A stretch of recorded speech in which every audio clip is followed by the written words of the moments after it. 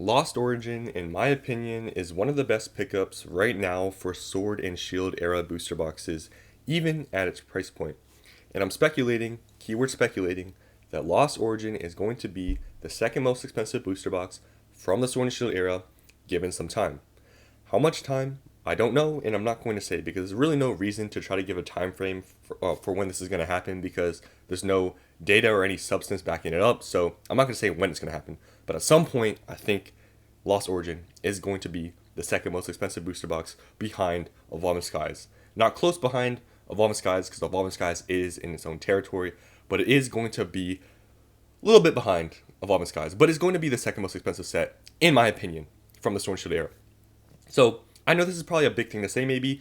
Some of you might agree, some of you might say, how are you even saying this or whatever? Like, how about Fusion Strike, Chilling Reign, Brilliant Stars? Just from past performance and what I've seen from Lost Origin, I just think that this booster box in this set has this potential. So today I just want to talk about why I believe this. So recently, I've been buying a lot of Lost Origin booster boxes. And just generally Sword and Shield booster boxes, mainly. The reason why I don't really tell you guys what I buy anymore because people aren't interested in Sword and Shield right now. People are just focused on Scarlet and Violet and hyped up about all these future sets. And just, people don't really care about Sword and Shield right now. So I don't really talk about what I've been buying because no one's really interested, so there's no point. And I just want to secretly buy these because, I think just in the future, it's going to show that this was worth it. And I don't really see the need to tell you guys how much I've been buying and how much I've been buying these boxes for because no one really cares right now. And I understand why people don't really care about Sword and Shield right now because box prices for Sword and Shield have been stagnant for like the past 6 months, so people aren't interested because these boxes aren't rising in price. Scarlet and Violet, there's a lot of hype for future sets. People are saying, these Sword and Shield boxes, they're like upper hundreds, they're like over $200. That's too expensive for me. There's a lot of risk there. I'd rather buy a Scarlet and Violet booster box at $90 to $100, and that's just less risk. I'm not going to deny any of that. I mean, buying a booster box at $90, I mean, the probability goes under that is pretty low.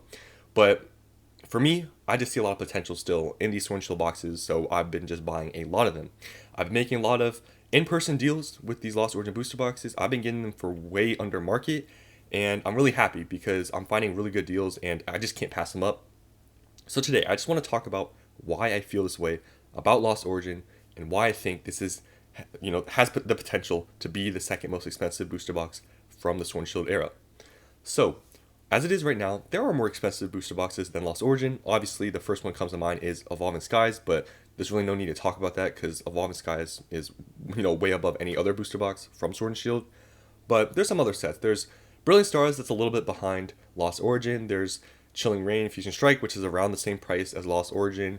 Then there's Rebel Clash and Sword and Shield Base, but I think those really aren't even relevant to talk about. They're just expensive because there's not as much supply of them, but if you look at the prices of them for the past year, they've done nothing.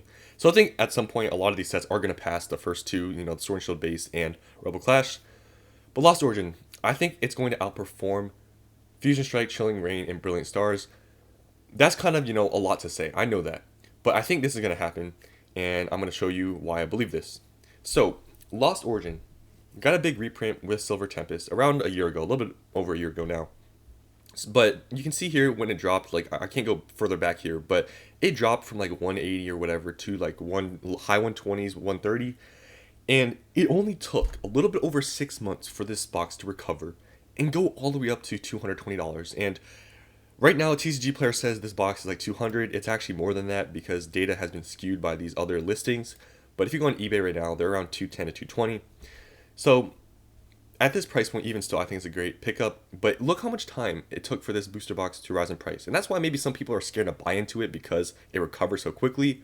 But this just shows the strength of this box. Just looking at this data objectively, for a box to go up that much in price after getting reprinted, doesn't that just show how strong the set is? And compared to Silver Tempest, we all know Silver Tempest booster boxes are still available for MSRP. And look at Lost Origin. They both got reprinted at the same time. And Lost Origin blew Silver Tempest out of the water. And even with that huge reprint, Lost Origin, it still got, it still is with these other sets that didn't get a huge reprint at the same time as Lost Origin. Lost Origin is the 11th main set from Sword and Shield. If you compare it to Fusion Strike, Chilling Reign, those were released a lot earlier than Lost Origin. So I had more time to grow. And yet Lost Origin is right there with them. So I just want to show you guys today the data I see and why I think that this box and this set has the potential. So first thing, obviously I told you, it just rose in price so quickly. So it just shows the strength, right? So we go to the set. Everyone knows what it has. It has the Giratina V alt art, which I'm going to get to talking about, which is obviously the main chase card and why I really believe that this set just has its potential. It also has a secondary chase card as the Aerodactyl, and also has the Trainer Gallery. And the Trainer Gallery has Pikachu. So just overall, this is a very good set. Giratina, that's what people are going to chase for, and it also has Pikachu's and the secondary chase Aerodactyl.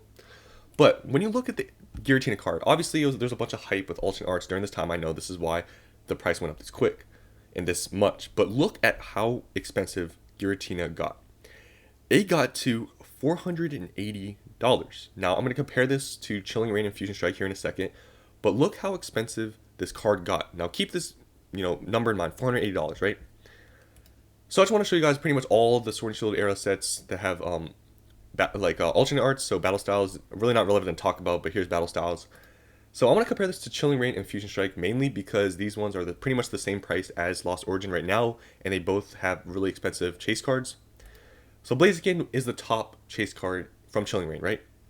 Look at the peak price. It got to around $400. Still, that's very expensive. I'm not denying that, right? But still, Giratina was more expensive. And you gotta imagine too, Lost Origin has a Trainer Gallery, so it has a plus. And I know Chilling Reign is a deeper set than Lost Origin, but I truly think that the Giratina is more iconic than this Blaziken card. I think people are going to chase after the Giratina more than the Blaziken in the future. That's just my opinion.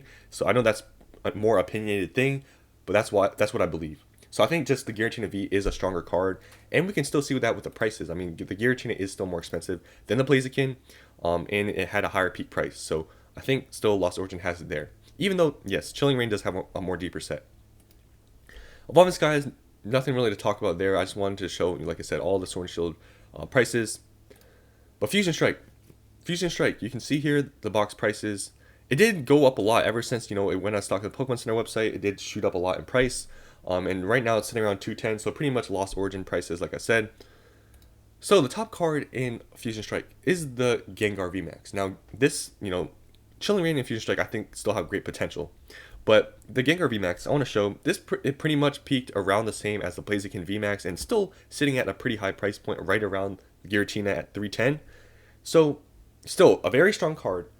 But I think Lost Origin, just because it has just the Giratina, it has the Aerodactyl and the Trainer Gallery, I still think that it has a little bit of an edge on Fusion Strike, even though, Fusion Strike does have the Espeon, but it just doesn't have a Trainer Gallery. So I just think these factors combined, even though, yes, these sets, Fusion Strike, Chilling Reign, are still very good. They have really good secondary, chase cards, like the Espeon from Fusion Strike. Chilling Reign has the Moltres.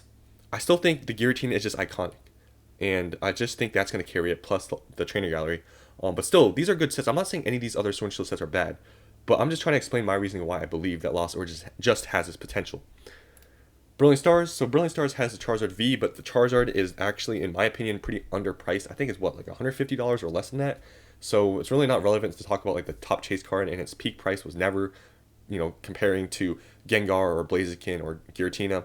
But Brilliant Stars still is a good set.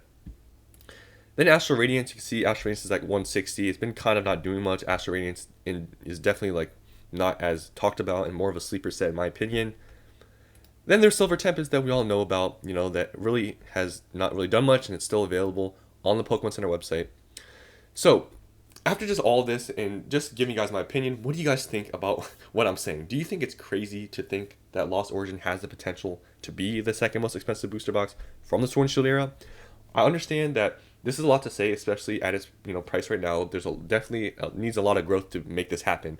But I really think that next year we are going to see some big moves for these Sword and Shield boxes, because just, for the past few months, it's just been pretty stagnant, and it's actually a good thing because I've been able to pick up a lot more Sword and Shield boxes, and I'm happy they actually didn't keep going up in price because I was able to get some good deals and get more position in Sword and Shield boxes. But I just think next year we are really going to see more growth in these Sword and Shield boxes because everyone is focused on Scarlet and Violet right now, and I'm not going to say that it's a bad thing, but I think people are overlooking Sword and Shield right now, thinking it's too expensive. But I think next year we are going to see some big moves for these boxes, and I guess that's when we're going to see if what I'm saying is true or not, if Lost Origin is going to be the second most expensive booster box from the Sword and Shield era. So tell me down in the comments what you think about my opinion and what I said. Do you think I'm crazy, or do you think that this is a possibility? So that's all I wanted to talk about today. Hope you guys enjoyed, and I'll see you on the next one.